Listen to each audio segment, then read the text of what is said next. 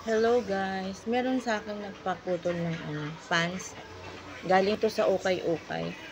Ayan, pinutulan ko na siya. Tapos tinastasan ko siya para magmukhang denim. Ayan, di ba ang ganda? Ang kagandahan nito kasi maluwag siya. Pati sa hita. Ayan, denim na denim yung dating niya.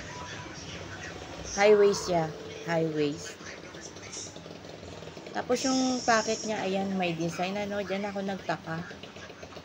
Hindi ko yan handmade, yung design ng packet, no? Pero may maganda akong nakuhang idea dyan.